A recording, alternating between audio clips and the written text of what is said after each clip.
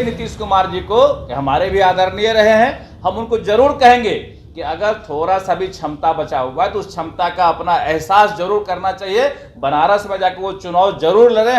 2024 की तैयारी में पूरी तरीके से नीतीश कुमार जुट गए। आपको बताते चले कि 5 राज्यों के विधानसभा चुनाव के बाद से जिस तरीके से कांग्रेस की हार हुई, उसके बाद से कहीं ना कहीं फिर से एक बार नीतीश कुमार का नाम इंडिया गठबंधन में ऊपर से लिया जा रहा है। यानी कहे तो नीतीश कुमार का नाम फिर से चर्चा में आ रहा है कि नीतीश कुमार को संयोजक बनाया जाएगा। लेकिन जिस तरीके से बनारस में 24 दिसंबर को रैली करेंगे, एक बड़ी सभा करेंगे और उत्तर प्रदेश से भी कई बार यानी नीतीश कुमार को चाहने वाले लोग कई बार आमंत्रित कर चुके हैं कि आप यूपी से आकर के फूलपुर से चुनाव लड़िए, कहीं और से चलिए। इसी को देखते हुए नीतीश कुमार ने भी कहा था और वो 24 तारीख को बनारस जा रहे हैं। इसको लेकर के हमने आज नीरज कुमार बबलू यानी बीजेपी के नेता है, पूर्व मंत्री, बिहार सरकार के पूर्व मंत्री नीरज कुमार बबलू से बात किया तो उन्होंने साफ साफ कहा दिया कार्यकर्ता में तो उत्साह रहेगा ही, क्योंकि बिहार में शराबबंदी और वहाँ पर वो लोग आनंद लेने के लिए जा रहे हैं। सुनिए क्या कुछ करें नीरज कुमार बबलू। जेडीयू एक डूबती नैया है, जेडीयू से लोग एक एक करके बड़े बड़े नेता भाग रहे हैं।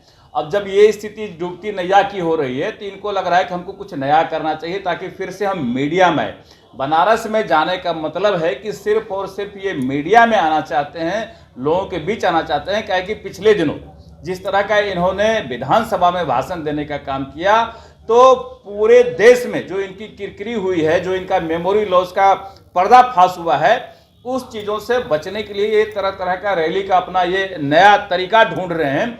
जहां तक रहा दूसरे स्टेट में रैली करने का, चुनाव लड़ने का, तो पहले भी वो देख चुके हैं, दूसरे स्टेट में लड़के जमानत तक नहीं बचता है इनका।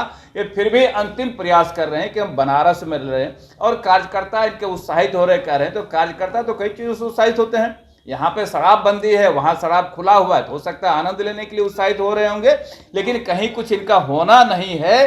जेडीयू का पूरी तरह अब समाप्ति का समय चल रहा है और आने वाले समय में जेडीयू पूरी तरह समाप्त हो जाएगा। आप जाने की शराबबंदी के लिए शराब पीने के लिए जा रहे हैं, लेकिन कहीं ना कहीं कहा जा रहा है इंडिया की तरफ से कि 1-to-1 फाइट का जो है 1-to-1 फाइट होगा इंडिया से और चैलेंज करने। तो कहीं ना कहीं नीतीश कुमार अरे भैया तो कई बार नीतीश कुमार जी मोदी जी के खिलाफ में प्रयास कर चुके हैं।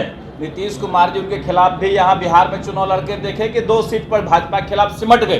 तो ये इनका प्रयास हम कहेंगे नीतीश कुमार जी को कि हमारे भी आदरणीय रहे हैं, हम उनको जरूर कहेंगे कि अगर थोड़ा सा भी क्षमता बचा हुआ है तो उस क्षमता का अपना एहसास जरूर करना चाहिए, बनारस में जाकर वो चुनाव जरूर लड़े। हमको उनको कहना चाहेंगे कहे कि कई बड़े बड़े दिग्गज नेता वहां जाकर उनके खिलाफ लड़के ट्राई कर चुके हैं।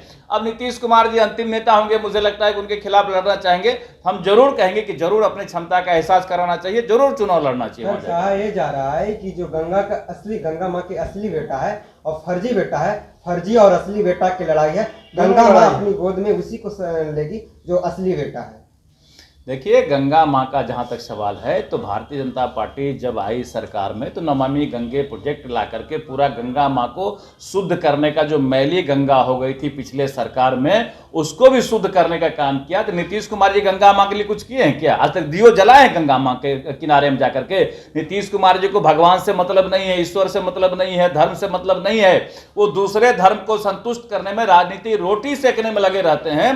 तो गंगा माँ का सेवा क्या जानेंगे? गंगा माँ का पुत्र कैसे बन जाएंगे? अभी गंगा माँ का पुत्र बनना है तो पहले जाके गंगा माँ का सेवा तो करें।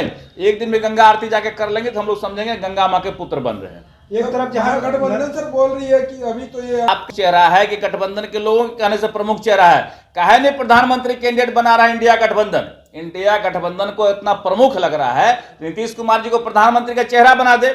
प्रधानमंत्री का चेहरा तो छोड़ दीजिए, अभी तक संयोजक नहीं बनाया है। दूध की मक्खी की तरफ बाहर निकाल के इनको फेंक दिया गया है। नीतीश कुमार जी का यही हालत है, कहीं कोई पूछ नहीं है। इसलिए वो मुंबई से भाग करके गठबंधन के मीटिंग से भाग करके चले आए थे, तो कहीं उनका कोई गठबंधन में पूछने वाला भी नहीं। को लेकर के बनारस जा रहे रैली के लिए कार्यकर्ता कार्य खूब जोर शोर से तैयारी भी हो रही है। कार्यकर्ता जरूर जोर शोर से जाएंगे, कार्यकर्ता को आनंद का समय मिलेगा, खोल के आनंद करेंगे।